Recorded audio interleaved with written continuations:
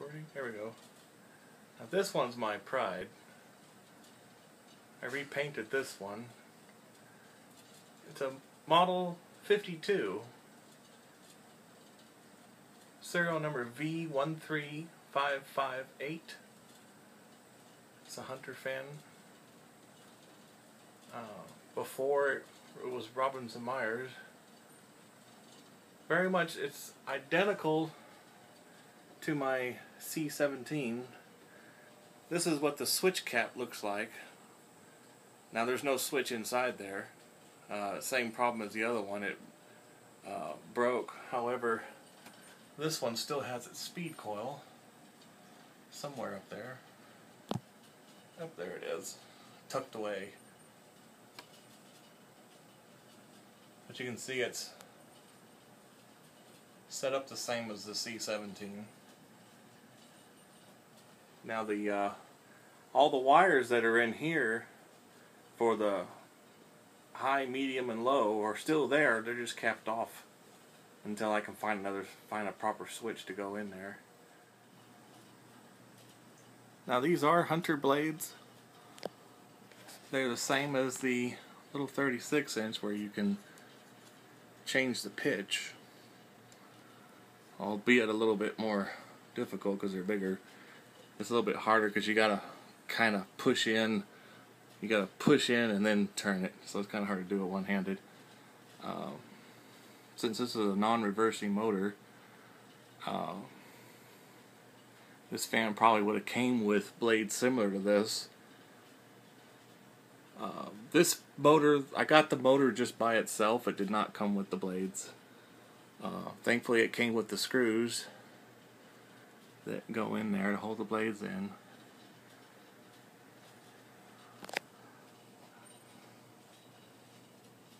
Go ahead and start her off on high. She's got a good sound, I like it. Get this thing focused first.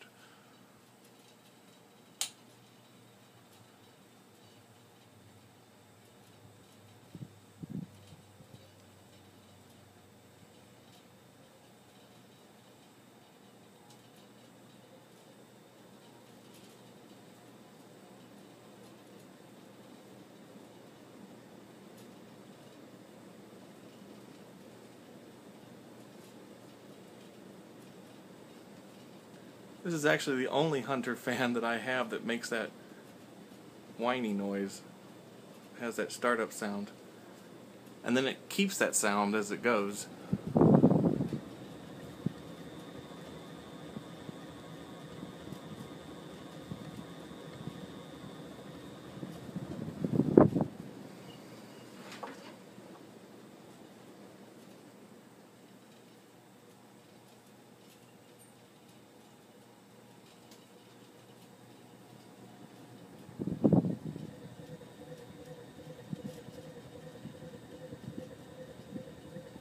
About medium.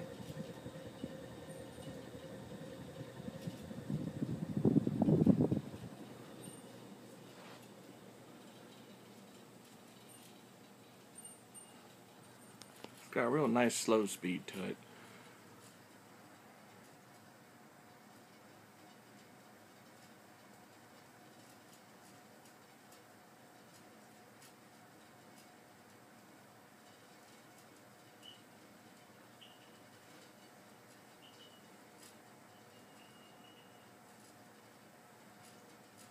Yep, real nice.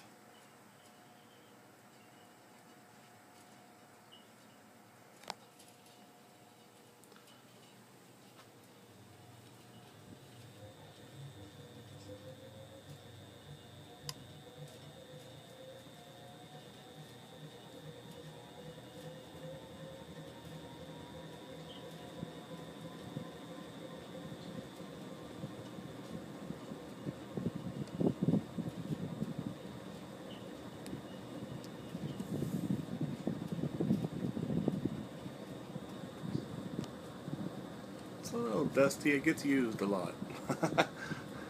And black is really hard to keep clean. But I hate white fans, really I do. Anything that blends in with the ceiling I don't like. I want to be able to see the fan. I don't want it to blend. Right now it's getting cold in here. We'll go ahead and let it turn off.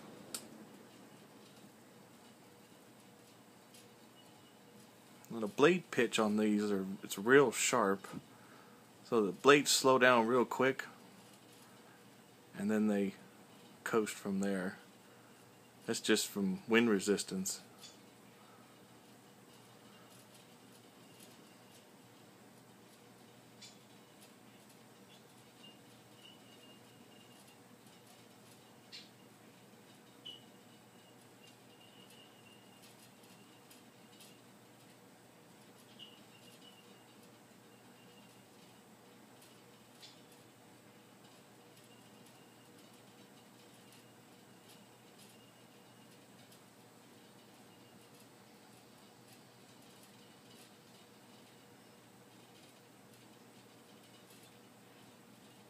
There you go, very nice.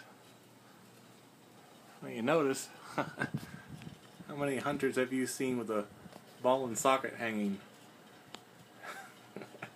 Actually, that socket up there is for a newer, let me think, Harbor Breeze, I believe it is. It's darn near impossible that I've found in order to order the original Hunter parts unless you call their 1-800 number, and I just don't feel like going through all that. But that is actually rated at 70 pounds, and this fan weighs about 45 together with the blades. So it's pretty good. It's been hanging up there like that for 3 years now. And I just took the canopy off a couple of months ago just to double check and make sure nothing was cracked or getting fatigued, and it's not showing any signs at all. It's in real good shape. But I rewired this, and then I painted, well, I got that liquid electrical tape.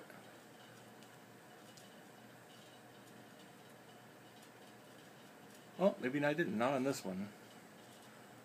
The other one I did liquid electrical tape and painted the coils, but I didn't do it on this one. Really didn't need it. But I took the stator out. That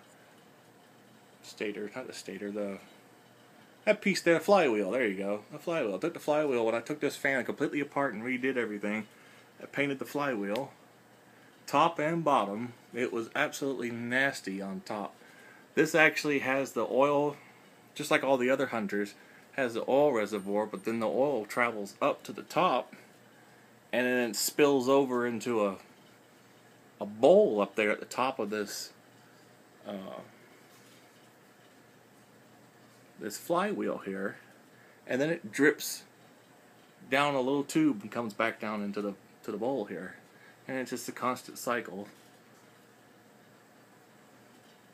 Real nice, smooth bearing. Anyway, this is my bedroom fan actually. And then since it doesn't have a light on it, I had to add lights. Real shoddy work, I know, but anyway, it works. Sacrifice you make for getting a fan that doesn't really have a light kit. Well, now if I found one, this unscrews.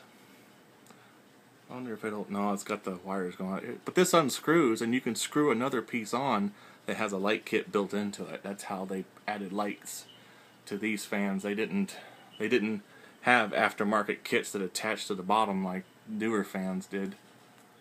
You actually had to have an electrician come out, and he would take this whole switch housing off, wires and all, and then they would screw another switch housing on with the light bulb attachment already in it, and then they would rewire everything for the light and the fan, the switch and everything for it to work.